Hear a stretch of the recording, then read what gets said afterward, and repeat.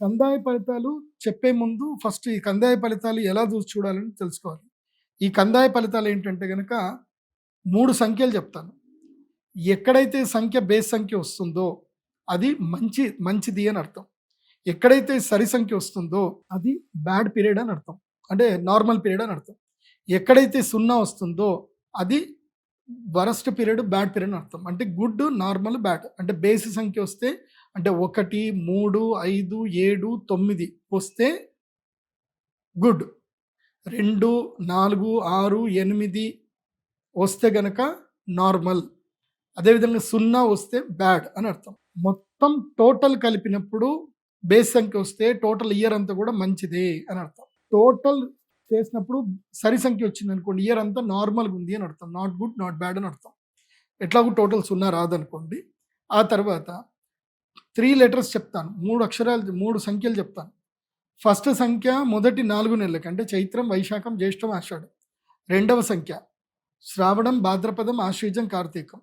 మూడవ సంఖ్య ఇంకా భాద్రపదం తర్వాత ఏంది, ఇంకా మార్గశీర్షం, పుష్యం, మాఘం, పాల్గొనం. సో ఇక్కడి వరకు వెళ్తాయి అన్నమాట. సో ఇది బాగా గుర్తుపెట్టుకోవాలి. 4 నెలలు, ఒక్కొక్క సంఖ్య 4 నెలలకి. అంటే నేను ఫస్ట్ సంఖ్య ఒకవేళ కనుక బేస్ సంఖ్య చెప్పాను అనుకోండి, ఫస్ట్ 4 మంత్స్ మంచిది. సెకండ్ సంఖ్య సరి సంఖ్య చెప్పాను అనుకోండి, సెకండ్ 4 మంత్స్ మంచిది. సో థర్డ్ సంఖ్య నేను 0 చెప్పాను అనుకోండి, థర్డ్ 4th మంత్ 4 మంత్స్ ఏదైతున్నదో అది బ్యాడ్ ఉంటుందని అర్థం. ఇది ఇలాగ మీరు చూసుకోండి. మొట్టమొదటిగా అశ్విని నక్షత్రం 4, 2, 1 అశ్విని నక్షత్రం. ఏళ్ళనాడు శని ఉన్న వీళ్ళకి చాలా బాగుంది. టోటల్ సంఖ్య 7 వచ్చింది కాబట్టి బాగుంది. లాస్ట్ 3 మంత్స్ అంటే డిసెంబర్, జనవరి, ఫిబ్రవరి, మార్చ్ సూపర్ ఉంటుంది అశ్విని నక్షత్రానికి. భరణి నక్షత్రం 7, 0, 3. భరణి నక్షత్రం వారికి ఫస్ట్ 4 మంత్స్, లాస్ట్ 4 మంత్స్ మంచిగా ఉంటుంది. మిడ్ టర్మ్లో ఏదైతే సెప్టెంబర్, అక్టోబర్, నవంబర్ ఆ టైంలో మాత్రం వరస్ట్గా ఉంటుంది. చాలా జాగ్రత్తగా ఉండాలి. కృతికా నక్షత్రం కాకపోతే భరణి వారికి మొత్తం కలిపి 7, 0, 3 బేస్ సంఖ్య వచ్చింది కాబట్టి మంచిదే. సో ఇట్లా అన్నీ చూసుకోండి. నేను అన్నిటికి చెప్పడం కుదరదు కాబట్టి అన్నీ చూసుకోండి. కృతిక 2, 1, 0 లాస్ట్ 4 మంత్స్ మంచిది కాదు, బట్ ఓవరాల్ బాగుంది. రోహిణి 5, 2, 2 సూపర్గా ఉంది, ఓవరాల్ మంచిగా ఉంది. మృగశిర 0, 0, 4 బాగాలేదు, చాలా జాగ్రత్తగా ఉండాలి, ఆరోగ్యం సమస్యలు వస్తాయి. ఆర్ద్ర నక్షత్రం 3, 1, 1 ఓవరాల్గా చాలా బాగుంది, కోపం తగ్గించుకోవాలి ఆర్ద్ర నక్షత్రము. పునర్వసు నక్షత్రము 6, 2, 3 ఓవరాల్గా మంచిగా ఉంది, కాకపోతే కొంచెం అప్పులు పెరుగుతాయి, సమస్యలు పెరుగుతాయి, పేరు చెడిపోయే అవకాశం ఉంటుంది, పరువు నష్టం ఉంటుంది. తర్వాత పుష్యమి నక్షత్రం. పునర్వసు అయిపోయింది. పుష్యమి నక్షత్రము 1, 0, 0 ఈ సంవత్సరం పుష్యమి నక్షత్రం వారికి అస్సలు బాగలేదు, చాలా జాగ్రత్తగా ఉండాలి. అహంకారము, గర్వం బాగా పెరుగుతుంది. ఆశ్లేష నక్షత్రము 4, 1, 2 ఆశ్లేష నక్షత్రం వారికి కోప తీవ్రత బాగా ఉంటుంది, కాకపోతే మంచిదే. ఎంత తక్కువ మాట్లాడితే వాళ్ళకి అంత మంచిది. మఘ నక్షత్రము 7, 2, 4 వీళ్ళకి ఖర్చులు బాగా పెరుగుతాయి ఈ సంవత్సరము. పుబ్బ నక్షత్రము 2, 0, 1 వీళ్ళు అతి ఆశతోటి డబ్బులు పోగొట్టుకుంటారు ఈ సంవత్సరము. ఉత్తర పల్గొన నక్షత్రము 5, 1, 3 వీళ్ళకి ఆరోగ్య భంగము, భార్యామూలకంగా శత్రువులు, భర్తృమూలకంగా శత్రువులు ఏర్పడతారు, వాళ్లే శత్రువులు అయ్యే అవకాశం ఉంటుంది. హస్త నక్షత్రం 0, 2, 0 నో గుడ్, నో బ్యాడ్. ఏ పనులు చేసినా చాలా జాగ్రత్తగా చేయండి, అప్పులు చేయొద్దు, మోసపోయే అవకాశం ఉంటుంది హస్త నక్షత్రము, కానీ ఓవరాల్గా అయితే లాభదాయకంగానే ఉంది. చిత్తా నక్షత్రము 3, 0, 2 సూపర్గా ఉంది, చాలా బాగుంది, భూములు కొనుక్కుంటారు, ఖర్చులు పెరుగుతాయి. స్వాతి నక్షత్రము 6, 1, 4 చాలా బాగుంది, కాకపోతే ఆరోగ్య విషయంలో అప్రమత్తంగా ఉండాలి. తర్వాత కొత్త ఆస్తులు కొనుక్కుంటారు, అప్పులు బాగా పెరుగుతాయి. విశాఖ నక్షత్రము 1, 2, 1 పోకడలకు పోయి పరువు నష్టం జరుగుతుంది, ఆరోగ్య భంగం జరిగే అవకాశం ఉంటుంది, జాగ్రత్తగా ఉండాలి, కానీ సంపాదన అయితే ఉంటుంది. అనురాధ నక్షత్రము 4, 0, 3 కుటుంబంలో కలహాలు పెరుగుతాయి. మీరు ఎవరికైతే సహాయం చేశారో వాళ్ళ వల్లనే మీరు మోసపోతారు, నష్టపోతారు. సో సహాయం చేసే విషయంలో అప్రమత్తంగా ఉండాలి. అనురాధ నక్షత్రము. జ్యేష్ఠ నక్షత్రము 7, 1, 0 స్త్రీ దుఃఖం ఎక్కువగా ఉంటుంది. స్త్రీలకు కానీ పురుషులకు కానీ ముఖ్యంగా యుక్త వయసులో ఉన్నటువంటి వాళ్లకు చాలా ప్రాబ్లమ్స్ వస్తాయి, కాబట్టి సంబంధాల విషయంలోనూ వ్యవహార విషయంలో చాలా అప్రమత్తంగా ఉండండి. సుఖం గురించి అని చెప్పి అత్యాశ పడద్దు, కక్కుర్తి పడద్దు. జ్యేష్ఠ నక్షత్రం. మూలా నక్షత్రము 2, 2, 2 అంతే, అన్నీ రెండే, ఏది పని జరగదు. అయితే అటు లేకపోతే ఇటు ఏ నిర్ణయం తీసుకోలేకపోతారు. మధ్యలో తటస్థంగా ఉంటారు. ఇటు వస్తది అనుకునేసరికి అది రాదు. పట్టుకుందాం అనుకునేది పట్టుకునేసరికి పోతది. సో, ఏది నిర్ణయం తీసుకోలేకుండా ఇబ్బంది పడతా ఉంటారు.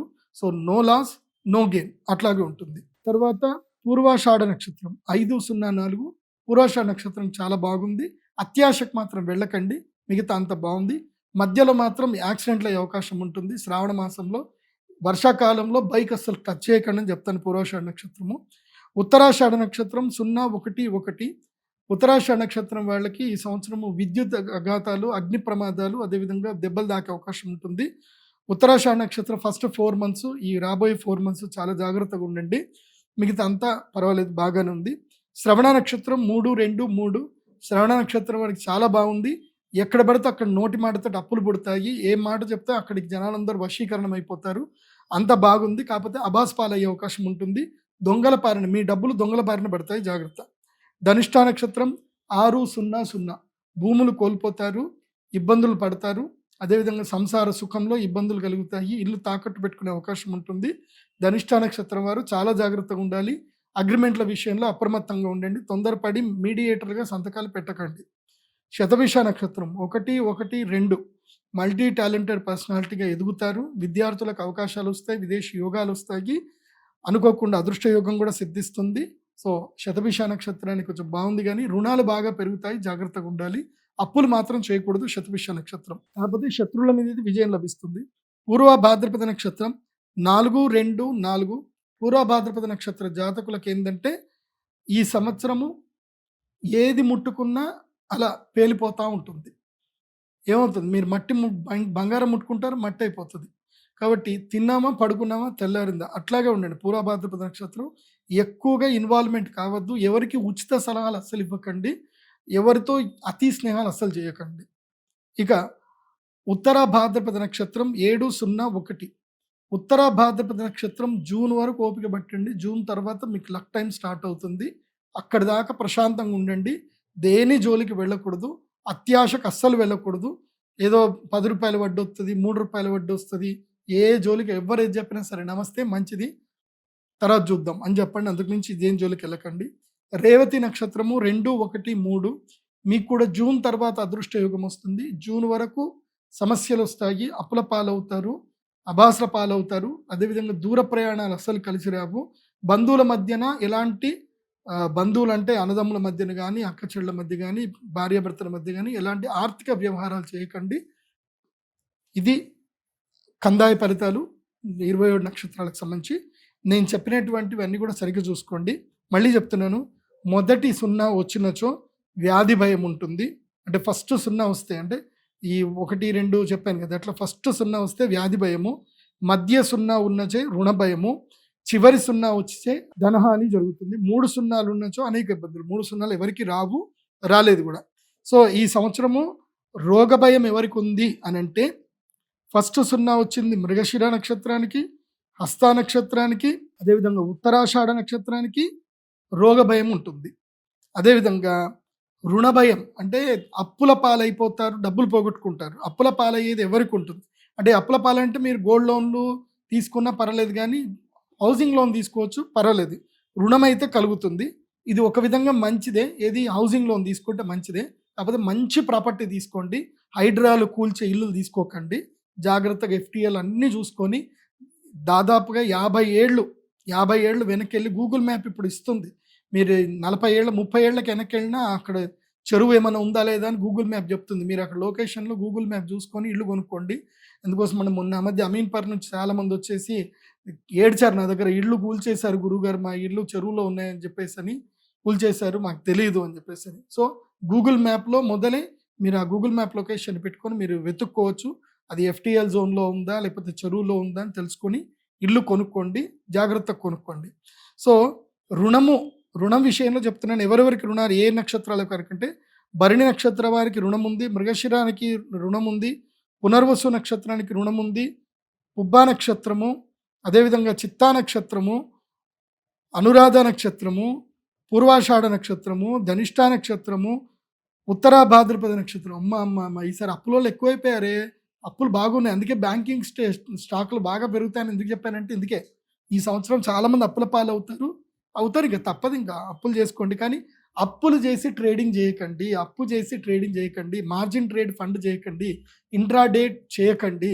ఒకవేళ మార్జిన్ ట్రేడ్ ఫండ్ చేస్తే ₹1 ఉంటే దాంట్లో 20 పైసలు మాత్రమే ట్రేడ్ చేయండి. అంటే లక్షకి 20,000 మాత్రమే ట్రేడ్ చేయాలి. ₹1,00,00,000 ఉంటే 20 లక్షల వరకు మాత్రమే ట్రేడ్ చేయాలి. 80 లక్షలు బ్యాక్ పెట్టుకొని ఉండాలి. అర్థమవుతుందా? మార్జిన్ ట్రేడ్ చేసేది ఉంటే. ఇక ధనహాని ఎవరికెవరు జరుగుతుంది అంటే దొంగల భయము, మోసగాళ్లతో భయము. దీనివల్ల ధనహాని ఎవరికైతే ఉంటుంది అని అంటే కృత్తికా నక్షత్రం వాళ్ళు డబ్బులు పోగొట్టుకుంటారు. పునర్వసు నక్షత్రము, హస్త నక్షత్రము, తర్వాత జ్యేష్ఠ నక్షత్రము, తర్వాత ధనిష్ట నక్షత్రము, వీళ్ళందరూ డబ్బులు పోగొట్టుకునేటోళ్ళు. ఇప్పుడు ఈ మధ్య ఏమైపోయిందంటే నేను చెప్పడం వల్ల మోసగాళ్ళు కూడా ఏంటంటే ఈ సంవత్సరం మనం ఏ నక్షత్రం వాళ్ళని మోసం చేయాలని చెప్పి కూడా నా జ్యోతిష్యం చూస్తున్నారట.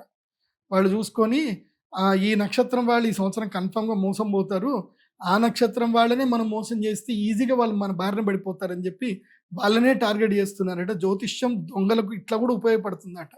అందుకే రుద్రం నమ్మకంచంలో చెప్తారు, తస్కరేభ్యో నమో నమ, తస్కరాణం చ పతయే నమో నమ అని అంటారనమాట. అంటే స్వామి దొంగలకు కూడా స్వామి అట. అంటే ఎవరి దగ్గర అయితే బాగా డబ్బులు ఉండి వాడు జనాలకి దానం చేయడో, అన్నదానాలు చేయడో, గుడి గోపురాలకు దానం చేయడం, వాడి డబ్బులు దొంగలు ఎత్తుకపోతారట. సో అది కూడా ఉంది. సో ఆ నక్షత్రం కేటగిరీలో మీరు ఉంటే జాగ్రత్తగా ఉండండి. ఇప్పుడే మీ డబ్బులు ఎవరికైనా మంచిగా దానం చేయండి. మీరు మీ లైఫ్లో ఒక రిగ్రెట్ ఫీలింగ్ ఉండకూడదు చెప్తున్నాను. ఈ నక్షత్రం వాళ్ళకి ఒక రిగ్రెట్ ఫీలింగ్ ఉండకూడదు. అరే ఇన్ని డబ్బులు ఉండే పలానా వాళ్ళని అందుకు వచ్చి అడిగారు, వాళ్ళకి ఇస్తే బాగుండు, నా తమ్ముడికి ఇస్తే బాగుండు, నా చెల్లెలకి బంగారం కొనిస్తే బాగుండు, అవి ఏవి ఇవ్వకుండా దాచుకున్నాయి, దొంగలు ఎత్తుకపోయారు, ఈ బాధ లేకుండా మీ ఎంప్లాయీస్కి ఏమన్నా ఇవ్వండి. సో మీరు ఎవరెవరికి ఇద్దామనుకుంటున్నారో వాళ్ళకి ఇచ్చేసుకోండి ఈ నక్షత్రాలు వాళ్ళు. సో మీకు నష్టం జరగకుండా ఉంటుంది, దొంగల బారిన పడకుండా ఉంటారు. సో ఇది కందాయ ఫలితాలు. ధన్యవాదాలు గురువు గారు. సర్వే జనా సుఖినో భవంతు. శ్రీమాత్రే.